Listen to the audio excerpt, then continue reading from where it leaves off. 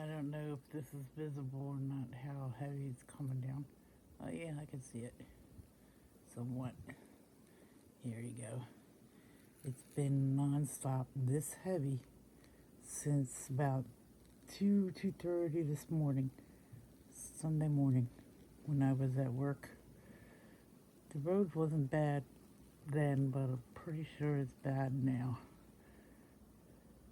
No trucks or big rigs or whatever was supposed to be out driving.